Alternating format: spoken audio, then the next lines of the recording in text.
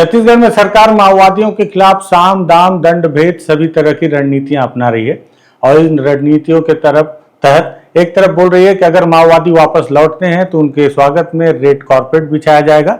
वहीं दूसरी तरफ यह भी बोल रही है कि जो माओवादी सरकार की बात नहीं मान रहे या मुख्य धारा में लौटने के लिए तैयार नहीं है तो उनके लिए जो छत्तीसगढ़ के जवान हैं वो पूरी तरह से तैयार हैं कि वो किसी भी मोर्चे पर जाकर मुठभेड़ करके उन्हें मार गिराने में सक्षम है।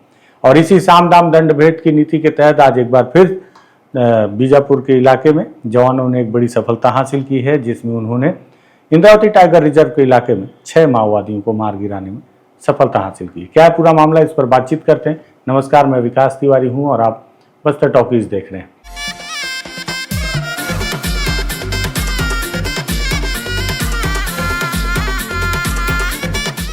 दरअसल जिस तरह से आपने देखा कि बीते दिनों लगातार माओवादियों के खिलाफ जो ऑपरेशन चलाए गए लगातार, और उसके बाद माओवादी दबाव में तो हैं। स्थिति ये है कि माओवादियों में 2 फाड़ हो गई और उसके बाद कुछ माओवादी वापस भी आ गए।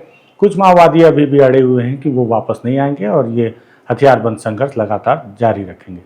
इसी दरमियान जब ये देखा गया कि अब माओवादी वापस लौटने को तैयार नहीं है बहुत सारे, तो उन इलाकों को चिन्हांकित करके, जिसमें दक्षिण बस्तर का इलाका मुख्यतः छत्तीसगढ़ के लिहाज से अगर देखा जाए तो उन इलाकों को चिन्हांकित करके अब उस इलाके में बड़ा ऑपरेशन लॉन्च किया गया है।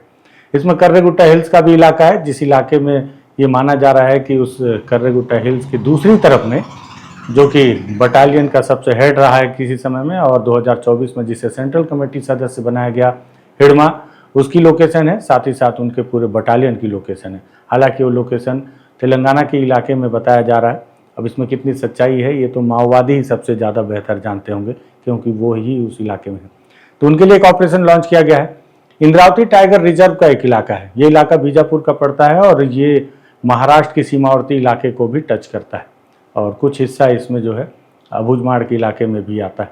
तो ये इस इलाके में भी कुछ माओवादी हैं जो अभी सक्रिय रूप से हैं और कल उनके द्वारा ही जो प्रेस नोट आया था वो भी उसी इलाके से ही निकलकर सामने आया था। बताते हैं कि उस इलाके में SZCM हैं जहाँ तक दिलीप बेड़जा, मोहन कर्ती जो कि पश्चिम बस्तर डिवीज़न के प्रवक्ता के तौर पर भी उनका प्रेस नोट आते रहा है, सचिव भी हैं वो, और अन्य और माओवादी हैं जो उस इलाके में सक्रिय हैं।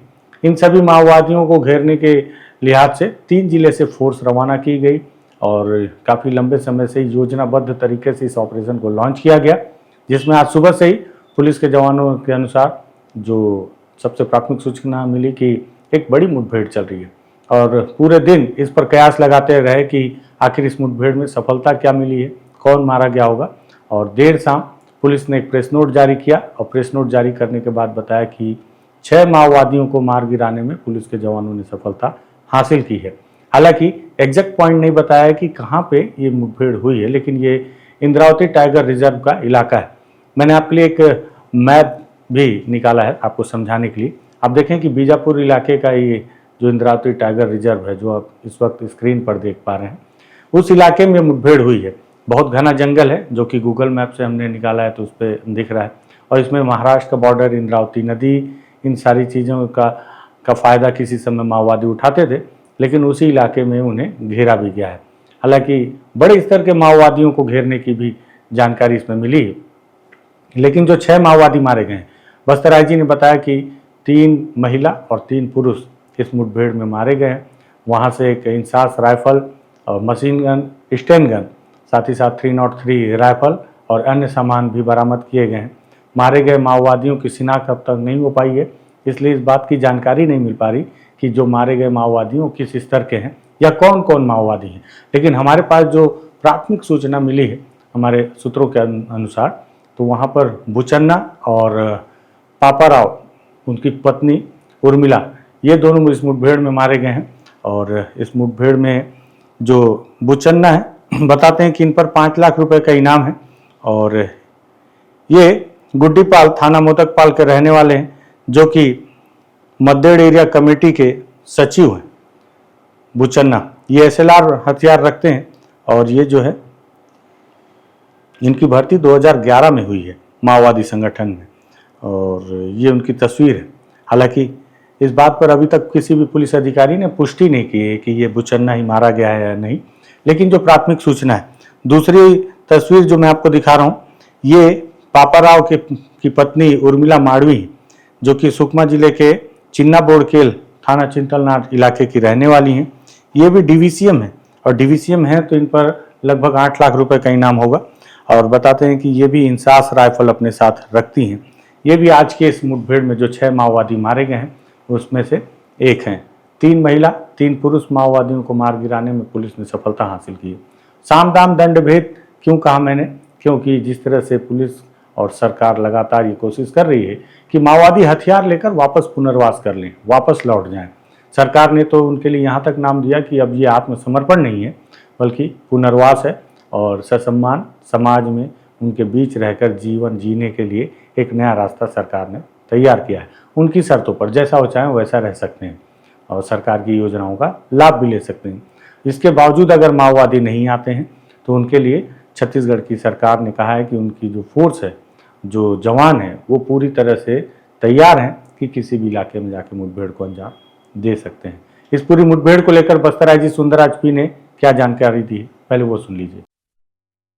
बस्तर संभाग के अंतर्गत प्रतिबंधित एवं गैर कानूनी सीपी महोदय संगठन के विरुद्ध में लगातार सुरक्षा बल द्वारा प्रभावी अभियान संचालित की जा रही है, जिसके परिणाम स्वरूप वर्ष 2024 एवं 25 में विगत लगभग 20 महीने में 450 से अधिक माओवादी कैडर के डेड बॉडी अलग अलग मुठभेड़ के पश्चात सुरक्षा बल द्वारा बरामद की गए थे। दिनांक 11 नवंबर 2025 को जिला बीजापुर की नेशनल पार्क एरिया में नेशनल पार्क एरिया कमेटी और अन्य जो माओवादी फॉर्मेशन के कैडर्स की उपस्थिति का आसूचना के आधार पर डीआरजी, एसटीएफ, बस्तर फाइटर एवं अन्य सुरक्षा बल द्वारा अभियान के लिए रवाना किए गए थे। अभियान के दौरान नेशनल पार्क इलाका में लगातार सुरक्षा बल एवं माओवादी के बीच में रुक कर अनेक बार फायरिंग हुआ। फायरिंग के पश्चात इलाका के सर्चिंग में अब तक 3 महिला माओवादी सहित कुल 6 माओवादियों का डेड बॉडी और काफी बड़ी संख्या में इंसास और अन्य आर्म्स एम्युनिशन भी बरामद किए गए थे। मुठभेड़ में मारा गया माओवादियों का शिनाख्ती की कार्रवाई भी जारी है। जिस तरीके से इंसास राइफल और अन्य जो वेपन्स बरामद हुआ, और पूर्व में भी इस अभियान का आसूचना इस प्रकार के थे। जो नेशनल पार्क एरिया का डिविजनल कमेटी मेंबर बुच्चा कन्ना एवं उनका अन्य साथी जो डिविजनल कमेटी और एरिया कमेटी लेवल का जो कैडर्स है और कुछ पीएलजी फॉर्मेशन के कैडर्स का उपस्थिति का सूचना पर ही अभियान संचालित किए गए थे। उसी हिसाब से अभी अनुमान है जो डिविजनल कमेटी लेवल और एरिया कमेटी लेवल और अन्य फॉर्मेशन का माओवादी कैडर का डेड बॉडी सुरक्षा बल द्वारा भी बरामद की गई, लेकिन अभी शनाख्ती की कार्रवाई जारी है। शनाख्ती पूर्ण होने के बाद उसका संपूर्ण विवरण प्रत्यक्ष से जारी की जाएगा और वर्ष 2025 में देखा जाएगा। अब तक विगत जैसा 10-11 महीने में टोटल 230 माओवादी कैडर का डेड बॉडी, जिसमें सीपीएम माओवादी संगठन का जनरल सेक्रेटरी बसवराजू है और अन्य सेंट्रल कमेटी मेंबर्स सुधाकर के, रामचंद्र रेड्डी, कोसा और अनेक दंडकांड स्पेशल जोन कमेटी कैडर्स का और साथ साथ पीएलजी फॉर्मेशन कैडर्स का डेड बॉडी और काफी बड़ी संख्या में AK-47, इंसास, LMG, SLR 303 इस प्रकार का ग्रेडेड हथियार भी सुरक्षा बल द्वारा बरामद किए गए थे। और आसपास इलाका में अभी भी DRG, Bastar fighters, STF, Chhattisgarh arm police, CRPF एवं अन्य रीइंफोर्समेंट टीम द्वारा इलाका को सर्चिंग की जा रही है। सर्चिंग पूर्ण होने के पश्चात और संपूर्ण विवरण उपलब्ध कराया जाएगा। तो सुना आपने, बस्तर आईजी सुंदरराज पी ने बताया कि किस तरह से 6 माओवादी ये मारे गए हैं। उनकी शिनाख्ती के बाद बाकी चीज़ों की जानकारी होगी। ऑपरेशन समाप्त नहीं हुआ है, ये प्राथमिक जानकारी है आपके लिए, प्राथमिक जानकारी कि क्या हुआ है आज की मुठभेड़ में। और साथ ही साथ बस्तर आईजी ने ये भी बताया कि कितने माओवादी अब तक मारे जा चुके हैं, कितने के हथियार और कितने 100 बरामद किए जा चुके हैं। इसके साथ साथ उन्होंने ये भी कहा कि अभी भी माओवादियों से अपील की जा रही है कि वो लौट आएँ। इसी दरमियान कल मैंने बताया भी था आपको कि छत्तीसगढ़ के जो गृह मंत्री हैं विजय शर्मा, वो भी इसी कोशिश में है कि बिना मुठभेड़ के अगर सफलताएं मिले, मतलब कि माओवादी खुद लौट कर आ जाएं, इसके लिए भी वो लगातार प्रयास कर रहे हैं। और इस प्रयास का ही एक अंश था कि कल वो हिड़मा के गांव पुअर्ती पहुंचे, वहां हिड़मा और देवा की मां से मुलाकात की और उनकी माओ ने गोंडी भाषा में ये अपील भी की कि अब लौट कर आ जाएं तो हम कमा खाकर समाज के बीच रहकर जीवन यापन कर लेंगे, अब ज़रूरत नहीं है जंगलों में भटकते हुए हथियार लेकर लड़ने की। तो ये बयान जारी करवाया गया है हिड़मा और देवा की माँ से, लेकिन उसी दरमियान पुलिस के जवान अपना काम कर रहे हैं और वो लगातार ऑपरेशन जारी करके रखे हुए हैं।